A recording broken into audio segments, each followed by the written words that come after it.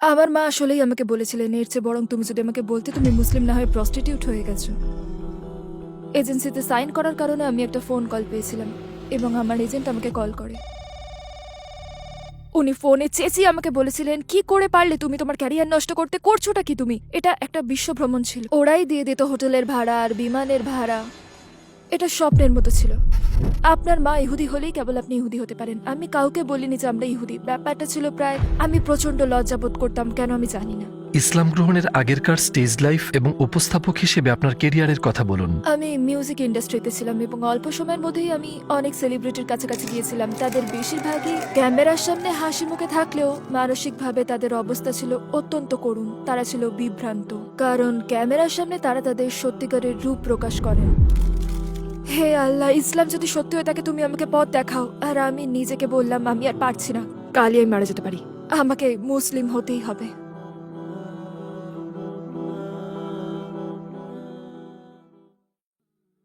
যদি আপনাকে শুধু একটা দোয়া করতে বলা হয় যেটা কবুল হয়ে যাবে, তাহলে আপনি কি দোয়া করবেন? আমার বাবা এখন খুবই অসুস্থ, তাই আমি দোয়া করছি যেন তিনি পথ খুঁজে পান, কিন্তু না।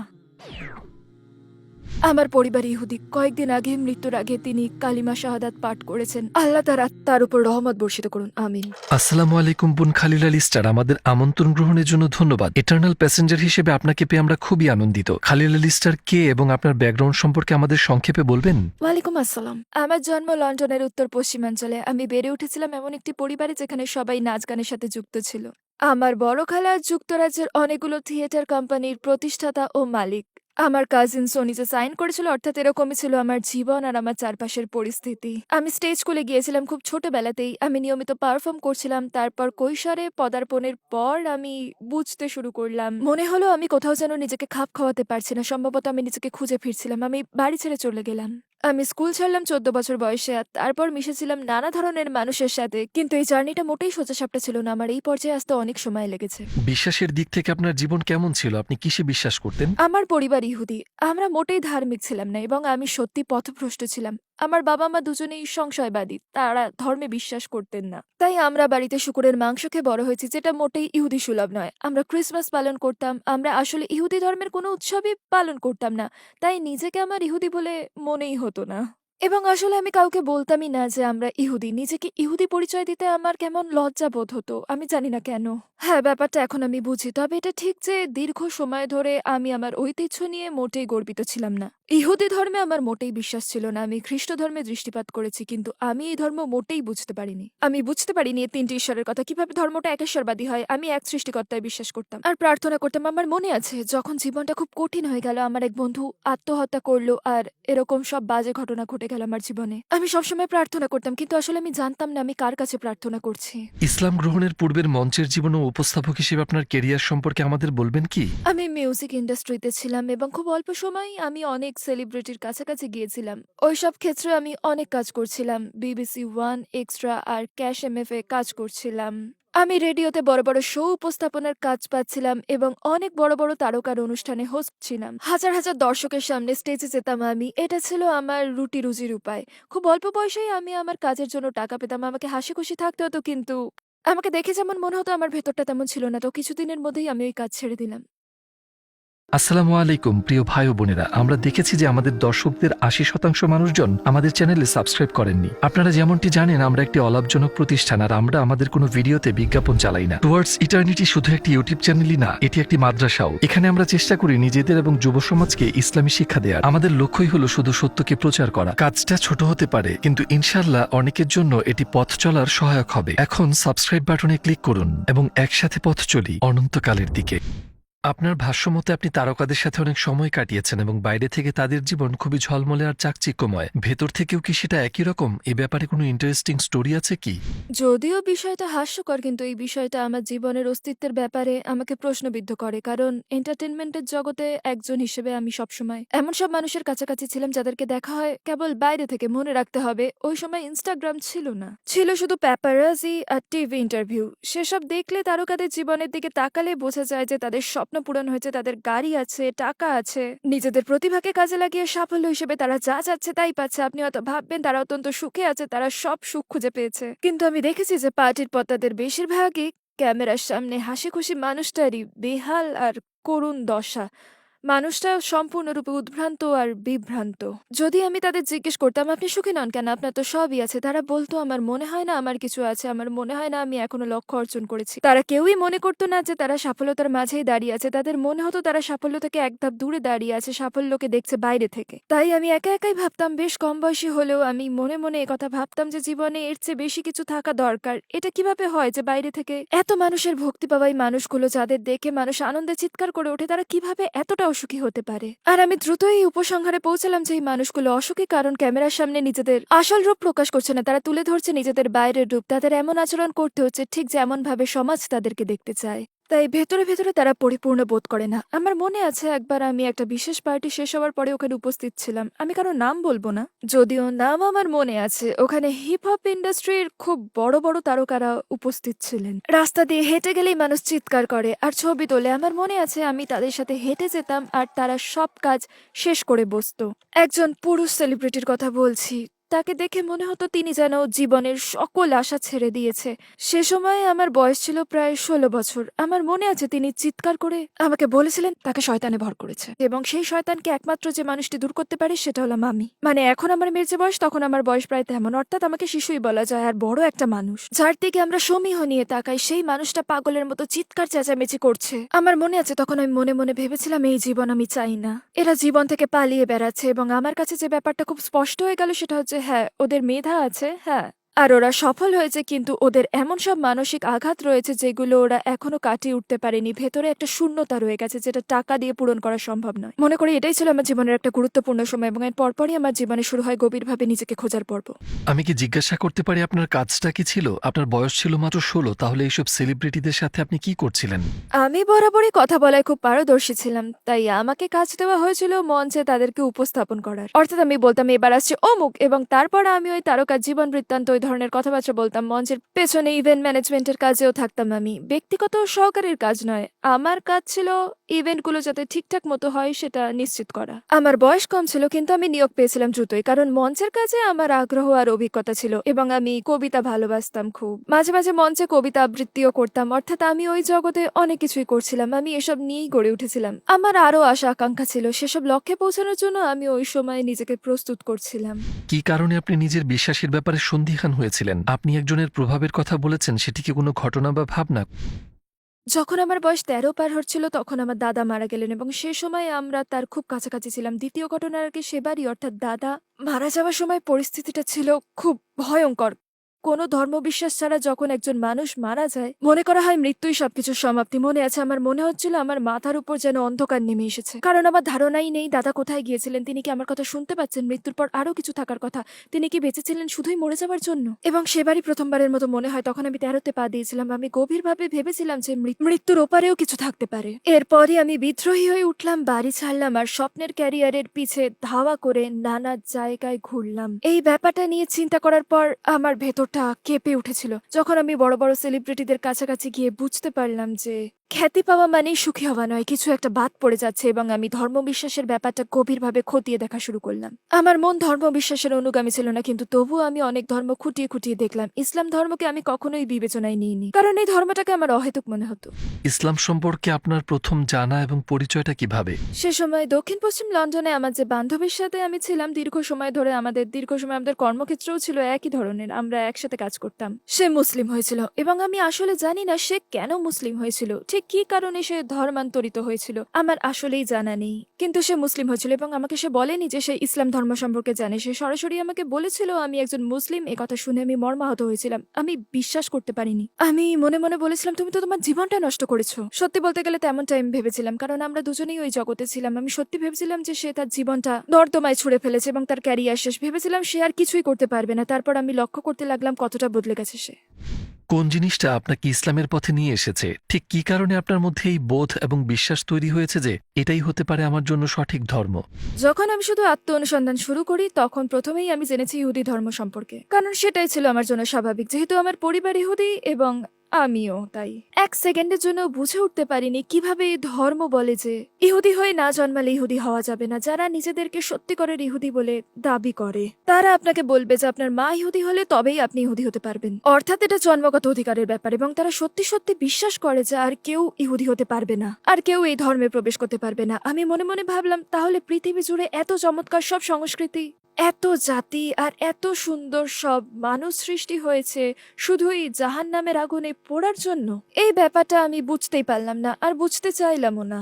তাই আবার খ্রিস্ট ধর্মের দিকে মনোযোগ দিলাম। আমি বরাবরই আমার মনটা ছিল একেশ্বরবাদে। যদিও আমি জানতাম না সৃষ্টিকর্তা আসলে কি। আমি বুঝতাম না তিনজন সৃষ্টিকর্তার কথা বলা হলেও তারা আবার কিভাবে একজন হন। তিনি মারা গিয়েছিলেন কিন্তু তিনি জীবিত। আমার মাথায় এসব ঢুকতো না। অবশেষে আমার বান্ধবী যখন মুসলিম হলো আমাকে এসব বলতে লাগলো সে। মূলত যে ব্যাপারটা আমার মনকে নাড়া দিল সেটা হচ্ছে যে কেউ মুসলিম হতে পারে। মানুষটা কোথাকার, সে কত পাপ করেছে, এসব কোনো ব্যাপারই নয়। এবং আমি বুঝতে পারলাম এটা এমন একটা ধর্ম যেটা আপনি এক ঈশ্বরে বিশ্বাস করলে এবং সকল নবী রাসূলকে বিশ্বাস করলে আপনার প্রতি কোনো প্রকার বৈষম্য দেখাবে না। মানে প্রত্যেকেরই সুযোগ রয়েছে। আমার মন বলছিল এটাই হচ্ছে সত্য। এটা সত্য না হয় পারে না। ঈশ্বর কেন আমাদের সৃষ্টি করবেন জাহান্নামের আগুনে পোড়াবার জন্য? কোন জিনিসটার জন্য আপনি মুসলিম হতে চূড়ান্ত পদক্ষেপ নিয়েছিলেন? আমি নিয়মিতই প্রার্থনা করছিলাম। আমি আমার বান্ধবীর সাথে ফজরের নামাজের জন্য উঠতাম, কারণ আমি তার সাথে থাকতাম আর একজন মুসলিম হিসেবে সে ফজরের নামাজ পড়তো। সে আমাকে নামাজে ডাকতো, আমি তার পাশে বসতাম আর দুই হাত তুলে বলতাম, হে আল্লাহ, ইসলাম যদি সত্যি হয় তাহলে তুমি আমায় পথ দেখাও। আমি মিনতি করতাম আমাকে একটা নিদর্শন দেখানোর জন্য, কিছু একটা চাইতাম আমি। মানুষের পথ নিদর্শনের জন্য কি দরকার আল্লাহ তা জানেন। তারপরে আমি একটা স্বপ্ন দেখি আর সেই স্বপ্ন আমার অন্তরটা নাড়িয়ে দেয়। স্বপ্নে দেখলাম মুসলিম হওয়া অবৈধ, আর তা সত্ত্বেও আমি মুসলিম হয়েছি। আর আমাকে সহ আরো অনেক মানুষকে কারাগারে রাখা হয়েছে মুসলিম হওয়ার কারণে, যেহেতু মুসলিম হওয়া একটা গর্হিত অপরাধ। আমাদের আটকে রাখা হয়েছে কারাগারে, আর সেখানে বড় বড় বন্দুক হাতে দাঁড়িয়ে রয়েছে প্রহরীরা। আর সেটা খুবই ভয়ঙ্কর, অন্ধকার, গহীন একটা স্থান। জায়গাটা ইঁদুরে ভর্তি। ভাগ্য একটু ভালো হলে সেল থেকে একটু বেরোতে পারলে সামনের আঙিনায় গিয়ে পা ছড়িয়ে একটু আরাম করা যায়, অথবা একটু দৌড়াদৌড়ি করে ব্যায়াম করা যায়। আর আঙিনার অপর পাশে দেখা যায় একটা বেড়া। ওই বেড়ার পেছনে অনেক মুসলিম আছে, আর সেই জায়গাটা নিরাপদ। প্রহরীরা তাদের ছুতে পারে না। তারা নিরাপদ রয়েছে এবং তারা ব্যানার নিয়ে প্রতিবাদ করে বলছে যে তারা মুসলিমদের মুক্তি চায় এখান থেকে। তারা চিৎকার করে বলছে লা ইলাহা ইল্লাল্লাহ। কিছু মানুষ কারাগার থেকে মুক্তি পাচ্ছে, কেউ বেড়ার অপর পাশে যেতে পারলেই সে মুক্ত। আমি মুক্তি পাওয়ার উপায় খোঁজার চেষ্টা করছিলাম ওখানে। শুধু আমার নয়, সবার মুক্তি। আমি সবাইকে বললাম যে আমাদের বের হয়ে অন্য বেশ ধারণ করতে হবে যাতে আমাদেরকে মুসলিমদের মতো না দেখায়। কিভাবে তা সম্ভব হলো সেটা আমার মনে নেই, কিন্তু আমার মনে আছে যে আমরা ওই আঙিনায় বেরিয়ে এলাম আর পাহারাদাররা বুঝতেই পারলো না যে আমরা মুসলিম। তারা ভাবলো অদ্ভুত ব্যাপার, এরা কারা। তারা বন্দুক নিয়ে আমাদের দিকে এগিয়ে আসতে আমি বললাম কেউ কথা বলো না, ওরা জানতে পারবে না যে আমরা মুসলিম। তখন হঠাৎ আমার পাশে একজন বলে উঠলো আলহামদুলিল্লাহ। আর গার্ডরা বুঝে যায় যে আমরা সবাই মুসলিম। একটা গার্ড আমার দিকে বন্দুক তাক করে, আমার দিকে বিশাল বন্দুকটা তাক করে গুলি করে সে। আর তখন ব্যাপারটা ঠিক কেমন হলো এখনো আমি সেটা স্পষ্টভাবে স্মরণ করতে পারি। বুলেটটা আমার দিকে স্লো মোশনে ধেয়ে আসতে থাকে, আর তখন আমি উপলব্ধি করি আল্লাহ পারেন আমাকে রক্ষা করতে। কেন আমি একজন মানুষকে ভয় পাচ্ছি যখন আল্লাহর রয়েছে সবকিছু করার ক্ষমতা? তখন আমি ভয়কে ঠেলে সরিয়ে দিলাম, আল্লাহর উপর ভরসা রেখে বলতে শুরু করি আল্লাহু আকবার। আমার চারপাশে সবাই চিৎকার করতে থাকে আল্লাহ আকবার। আর তখন বুলেটটা আমার দিক থেকে ঘুরে গিয়ে গার্ডের দিকে ফিরে যেতে থাকে। তারপর যে ব্যাপারটা আমাকে ছুঁয়ে গেল সেটা হচ্ছে ওই মুহূর্তে একটা হালকা মৃদুমন্দ বাতাসের মতো শ্বাস আমাদের সবাইকে, মানে সকল মুসলিমকে উঠিয়ে বেড়ার অপর পাশে নিয়ে গেল। আমি জেগে উঠে যখন আমার বন্ধুকে এই স্বপ্নের কথা বললাম সে কাঁদতে লাগলো। আমি বললাম কি হয়েছে? তখন আমি কোরআন পাঠ করিনি, আমি কিছুই পড়েছিলাম না, আমি কোনো হাদিস জানতাম না, আমার প্রচুর জ্ঞান ছিল না। আমি শুধু জানতাম যে আমি ইসলামকে ভালোবাসি। সে আমাকে বলল শেষ জামানায় একটা মৃদুমন্দ বাতাসে সে সকল মুসলিমের আত্মাকে রক্ষা করবে, ত্রাণ করবে। আমার মনে হলো এটাই সত্য। ওই স্বপ্নের গভীরতা সত্যি সত্যি বুঝতে পারলাম, আর আমি মনে করলাম আমি আর পারছি না, আমি তো কালই মরে যেতে পারি, আমাকে মুসলিম হতেই হবে। আর তারপর এক সপ্তাহ না যেতেই আমি কালিমা শাহাদাত পাঠ করলাম।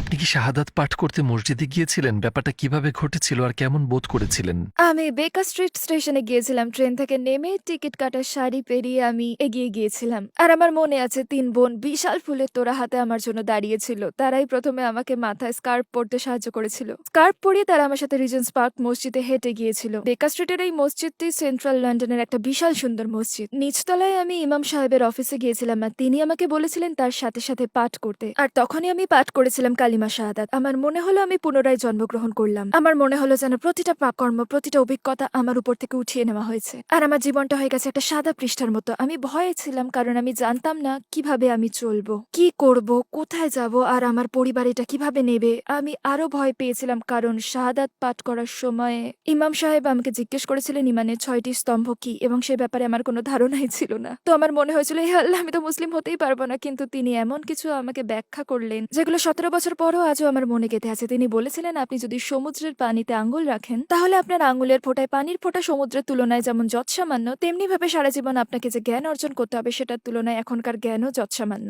শেখার কোনো শেষ নেই, আমরা কিছুই জানি না, আল্লাহর জ্ঞান অতি বিশাল। আপনার ইসলাম ধর্ম গ্রহণে পরিবার এবং আশপাশের মানুষের প্রতিক্রিয়া কেমন ছিল? ওই সময় আমার বোনের বয়স ছিল 14 বছর, এবং আমি শাহাদাত পাঠ করার 1 মাস পর সেও শাহাদাত পাঠ করেছিল। মাশাআল্লাহ, তাবারাকাল্লাহ। আমি তাকে একটা বই দিয়েছিলাম যেটার নাম দি ইলাস্ট্রেটেড গাইড টু ইসলাম। ওই বইয়ে ইসলামের বৈজ্ঞানিক ব্যাখ্যা দেওয়া হয়েছে। আমার মধ্যে আবেগ কাজ করে বেশি, এবং তার মধ্যে রয়েছে যুক্তির প্রাধান্য। ওই বইটা তাকে বোঝাতে সাহায্য করেছে যে বিজ্ঞানের আগে অলৌকিক ঘটনা সত্যিই ঘটেছিল। তাই সে শাহাদাত পাঠ করেছিল, কিন্তু তার বয়স ছিল খুব কম। আমার মাকে আমার বলতেই হলো যে আমি মুসলিম হয়েছি। আমার মা অনেক কেঁদেছিলেন আর আমাকে বলেছিলেন, আজ যদি তুমি আমাকে বলতে তুমি মুসলিম না হয়ে প্রস্টিটিউট হয়েছো, তাহলেই বরং ভালো হতো। আর আমি বিশ্বাসই করতে পারিনি যে ইসলাম সম্পর্কে তার মতটা এমন হবে।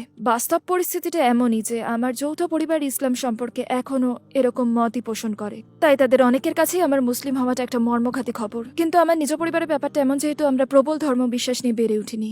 শাহাদাত পাঠের পর একটা $1 মিলিয়ন রেকর্ড কোম্পানিতে চাকরির অফার পেয়েছিলেন, তখন আপনার উত্তরটা কি ছিল এবং কি আপনার সিদ্ধান্তকে প্রভাবিত করেছিল? হ্যাঁ, একটা এজেন্সিতে সাইন করার কারণে আমি একটা ফোন কল পেয়েছিলাম। আমার এজেন্ট আমাকে কল করে বললেন, আপনার হয়ে গেছে। আমি বললাম, কি? তিনি বললেন, আপনি পেয়ে গেছেন, চাকরিটা আপনি পেয়ে গেছেন। স্টুডিওতে এত সময় কাটানো আর এত রিহার্সাল আপনার কাজে লেগেছে। ওরা আপনাকে সিলেক্ট করেছে। শত শত মানুষ ওই চাকরির জন্য আবেদন করেছিল, এবং তবু ওরা বেছে নিয়েছে আমাকে। একটা ট্যুর হবে এবং খুব বড় একটা সেলিব্রিটিকে হোস্ট করব আমি, এবং তার অভিনয়ের আগে ও পরে আমাকে যেতে হবে। আর তার সাথে নিজের কিছু কবিতাও আবৃত্তি করতে পারবো আমি। এটা হতে যাচ্ছিল বিশ্ব ভ্রমণ। ওরাই দিয়ে দিত হোটেলের ভাড়া আর বিমানের ভাড়া।